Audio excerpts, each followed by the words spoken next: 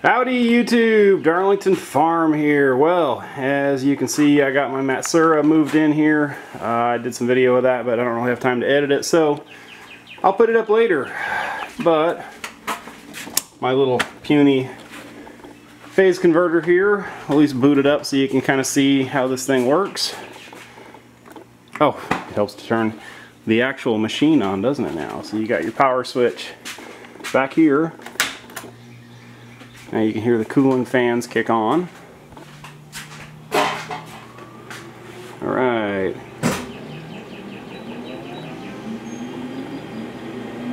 Hear that hum? Yaznak MX1. User message.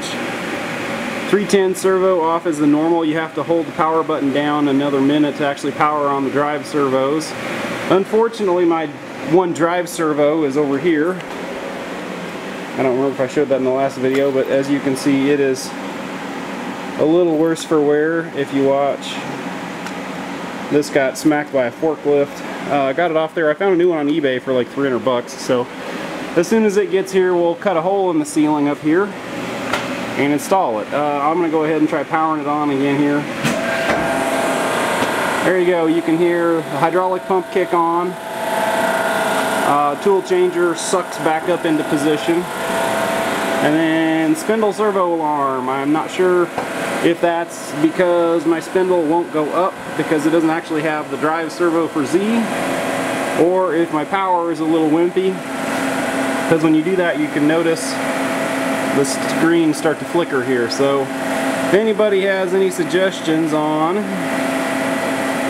user message 405 spindle servo alarm sequence error, I couldn't find a whole lot in the book on that one, but you know, we'll go ahead and power that off and we'll power just the controller back on. And I was pretty thrilled. This thing only has like 250 cut hours on it. I'll show you here in just a minute. Yaznak MX1 again. Alarm, page down, right here.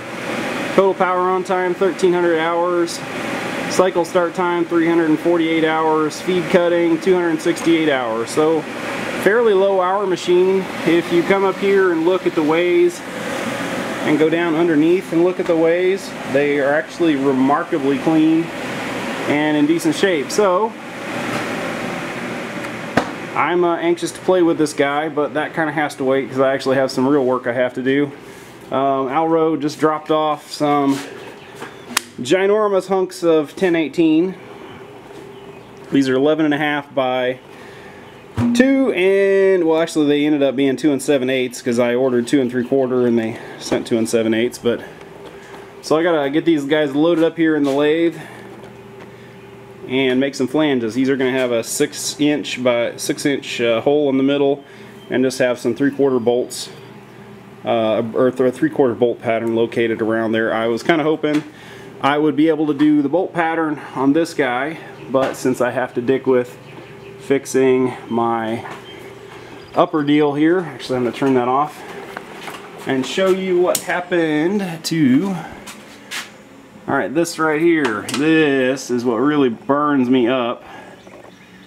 That is what a forklift will do to that line running to, I believe it's the tachometer on the motor there. The actual power for the motor comes in on this line. You got your 2 DC lines, then you've got your thermostat line here. So I just have a pair of alligator clips on here bypassing my temperature sensor just so I could get the machine to boot up. But this, if anybody has a pinout or knows what the hell cannon plug, I haven't tried to locate this cannon plug yet, so that'll be fun. But as soon as I get that done, I ought to be able to get this guy up and running, which I'm pretty excited about. Anyway, I got a buddy that's got a CNC mill. He's going to go ahead, I think, and do the bolt pattern on these guys for me, so I just have to get them turned down. And when I actually do that, I'll get some video here. Again, my other lathe that I had sitting here, if you are close and interested, I've got it up on the Facebook Marketplace. I'd just like to get rid of it, basically. Yeah, so if you're interested, just yeah, check that out, or shoot me a personal message there, a private message there on the Peacefield Welding Facebook page. So anyway, yeah, what else we got going here? I picked up a 1 7/8 drill bit to try and knock the center out of these guys. I think what I'm going to go ahead and do is just use some carbide tooling on it and go for a left-handed tool and come in and face it and knock it down to about, you know, closer to my finished thickness, and then come ahead and bore it, and then just take a boring bar. I thought about building a I forget what they're called, but it's basically a pipe that comes in and cuts the center out, because you have a little bunch of cutter heads on the outside. I don't remember what that's called right off the top of my head, but since I only have 5 of these guys to make, and I'm probably never going to make anything that exact same diameter again, I decided I'd just go ahead and bore them. So anyway, I'll start taking some video of that on Darlington Farm. I hope everybody has a good Memorial Day weekend. So anyway, please don't forget to click that subscribe button, and thank you for watching.